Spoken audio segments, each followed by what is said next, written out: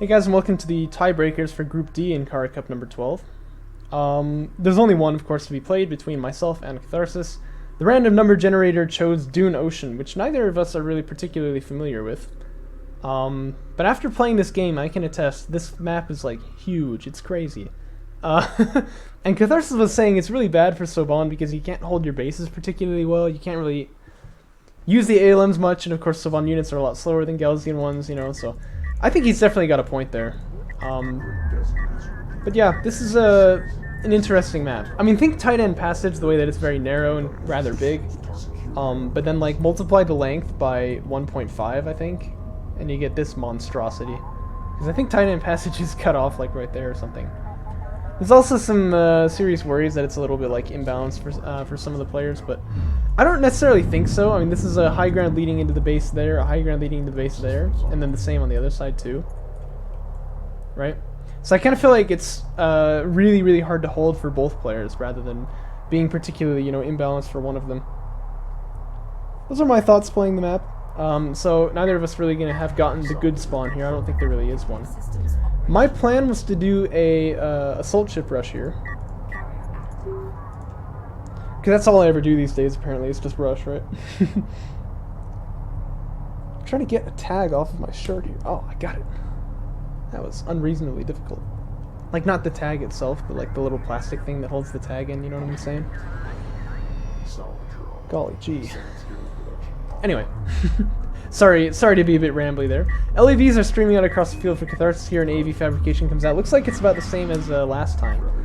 That could be problems, though, if, of course, he's meeting up with assault ships out in the middle of the field there. And the thing is, I've got, like, oodles of time, right, before we meet each other out in the middle. So, AV fabrication, or assault ship fabrication can't come out too late, you know what I mean? Which is a little weird. I mean, I feel like that actually just makes rushes a bit less potent, but it makes them a lot easier to execute. So, assault ship fabrication started for me, and then Sandskimmer production probably will also get started from these production cruisers here, or at least it should, I think. Above the cow, it should. Fleet capacity 45 before. Oh, what the heck? What was I doing, dude? Yeah, I mean, definitely you want to be making the Sandskimmers before fleet capacity because, I mean, you know, I feel like that just makes sense. Anyway, I'm going to try to split up the production cruiser here so my opponent doesn't see both of them. I really don't want to play this map macro, that's the thing, because really big maps allow people to get away with a lot more stuff than they should, you know what I mean?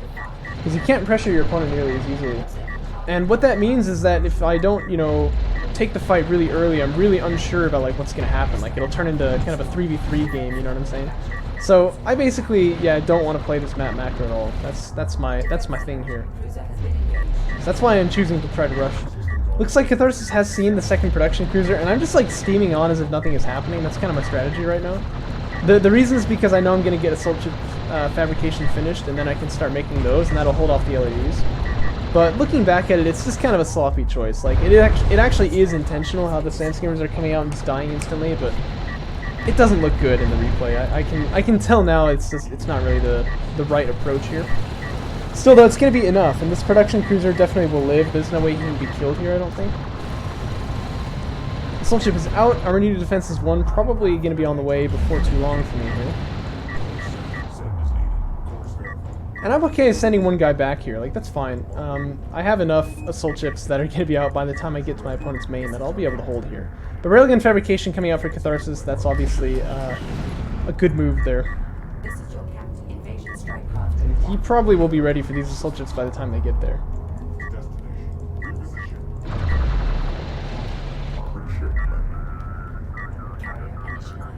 Our unit defense is 1 anytime soon? Probably once I get the RUs for it. But that's definitely one of those techs that you want to get when you're doing this kind of build. Okay, it is on the way for me.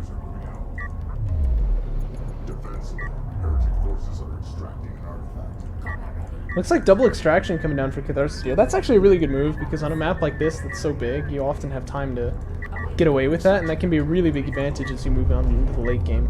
So, carrier production upgrade coming out for him, but he hasn't made any railguns yet. He's making some AVs. Like, he knows that this is coming, you know what I mean? I'm really kind of amazed he's not making rails here, because that's obviously, you know, the way to hold against this kind of aggression.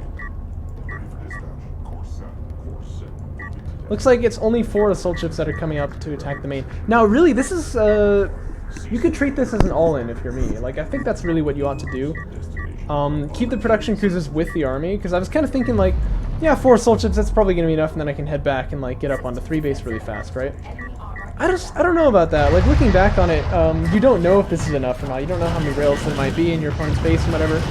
In this case, you can see he's slowing me down pretty hard here. Like, I'm not making much headway in the base. It's obviously going to be better for me if I just focus on, you know, destroying that eco by any means necessary, rather than, well, I probably can get away with this many assault ships or stuff like that. So, a bit silly, perhaps? Yeah, I would say so. And it looks very silly when not even a single salvager ends up dying to it. These guys, of course, getting off really easy because they've got like 30 HP left. I mean, they probably ought to be dead there, but they're not. However, I thought to myself, okay, well, I really probably could have just won the game right there, and I sort of threw it away. But I can still probably be really far ahead because I've got refiner mode coming out, 2 production cruisers out in the field. I'm pretty much ready to, oh yeah, and see, I shouldn't have hit on this base burner at all. I should have just focused on that one entirely.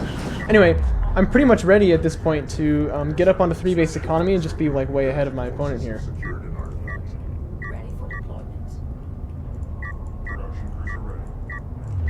In fact, another production cruiser on the way for me, as well as interceptor fabrication.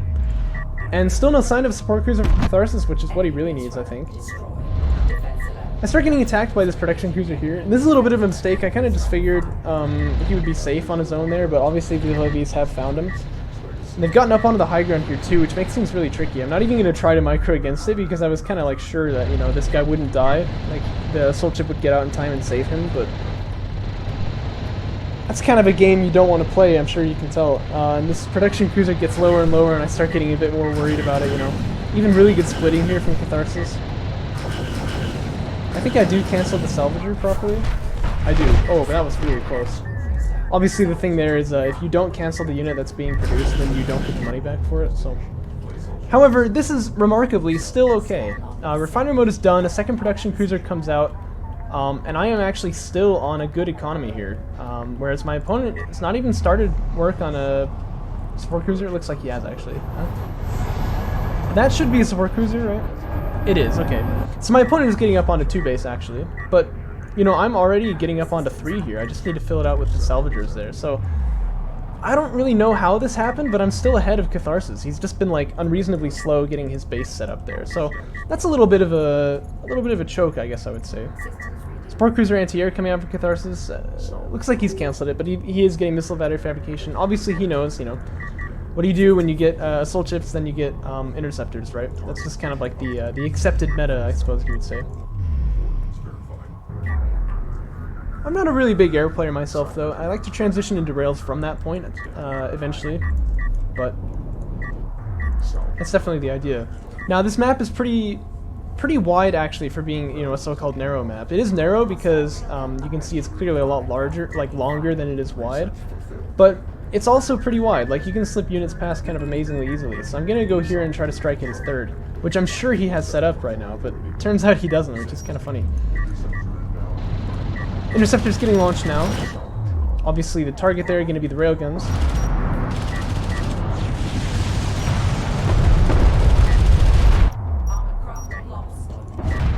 Pretty decent air micro for me. I'm usually not this on top of it, so I was feeling pretty good about that.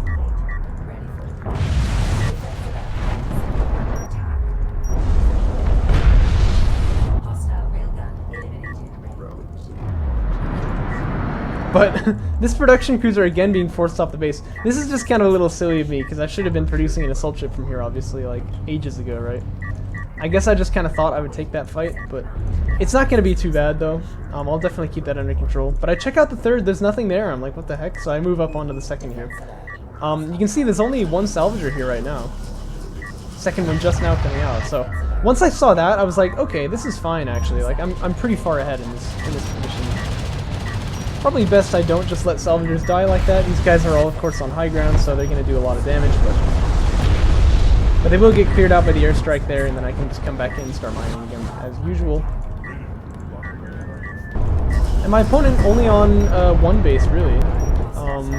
But he'll be on two in just a second once he pushes these guys out. But yeah, I mean, I was really like amazed that Catharsis hadn't expanded at all. It seemed like, you know, that would obviously be the thing to do here.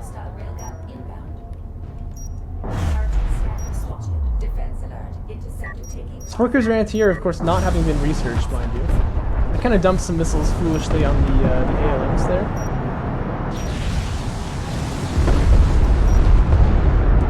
And I really just don't have the ammo to pull off this hit, but I can get that Sport Cruiser down to about half health. That's pretty good for me. Another production cruiser comes out. I could free up the carrier here. Don't really have any power reserves, but I might as well. And then railgun fabrication can be the tech for me. I actually really like playing kind of this wide style where you get a whole bunch of tier 2 units. So you use armored units, railguns, and then also interceptors or missile ships, whichever one you prefer for the anti-air. I actually really like that style. You don't usually get to do it as Galzanine, but this is one case that I can definitely pull it off. So heavy railgun fabrication is already begun here. You can see I'm triple producing these guys. I did build up quite a big bank before that, even railgun armor 1 coming out at the same time, so there's a lot of money that I saved up there, but I know that railguns is what I really want right now. And Catharsis on 2 base, he's not going to be able to fight a rail war with me. That's kind of my idea. So I can just kind of build up, you know, and then take him out. I'm also going to keep pressure up on that 3rd base there. Obviously that's something I want to keep doing. And then some base runners start coming out for me too. And all looks pretty much well at this point. Honestly, I should make another base runner, I think, but I can see if I can use the air units anywhere, but they've kind of already done their damage in just, you know, stopping that counterattack, and now I can use them to just sort of ensure that I'm not going to be pushed by any air units from my opponent. Or if I can clear out the anti-air, then something can come in for sort of a nasty little strike, you know what I mean? You can see I'm setting up on this hill here, trying to get to a position where I'm not just going to get dunked on. But I'm going to choose to back away here. These guys are probably dead. Oh no, they're actually out of vision range, aren't they? But 3rd base is still being held, and again I see there's nothing there, like the wreck hasn't even been opened yet, and I was kind of amazed. Air units just kind of prowling for a kill here. But Catharsis, credit where credit is due, keeping things very nicely tied up as far as anti-air coverage is concerned. They're with his army, they're with his carrier, I think. Oh, they're not actually. Oh look, that's the vulnerability right there. But they're also with the main base. However, I decide that I have enough firepower to get in here and do some damage anyway. It really is true. I definitely want to back out now. I'm going to take a lot of losses if I stay here. But I think that fight is definitely worth it there. What's not worth it is to go over my opponent. Yeah, okay, it looks like I figured that out and I get out of there. The Soul Chip's also coming up to see if they can do some damage, but Catharsis is in position. He's going to shut that down. But my railgun's now up here on the high ground.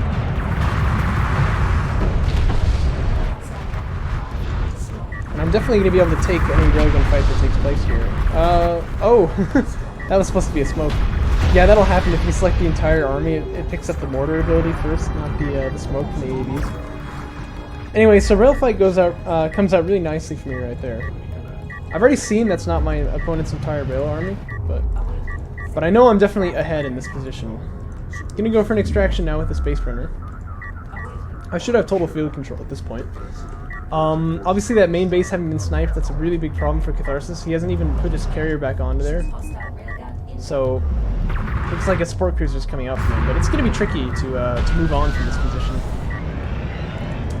Because obviously he's not going to be able to take the railgun fight. Now the good news for him is that the map is really long. I mean, these guys are going to take forever to get there, so he's got kind of like time to react, if you will. Really good targeting jammer comes down here actually, but the railguns aren't quite in position to utilize it. But that would be pretty nasty in a railgun fight, you can imagine, if suddenly you just can't shoot. Because railgun fights resolve themselves so quickly, you know what I mean? So you really don't want to have that going on.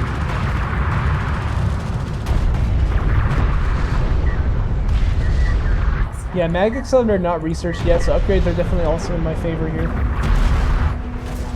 And Catharsis chooses to surrender. So I'll win the tiebreaker and I'll not have to face A-game in the quarterfinals. And I'm feeling pretty good about that. Why don't we go ahead and check the standings?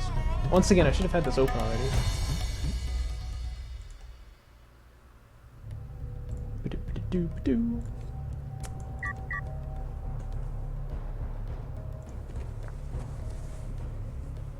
It's telling me for Kharak up 12 to tell my opponent I'm ready. We've already played this game, buddy.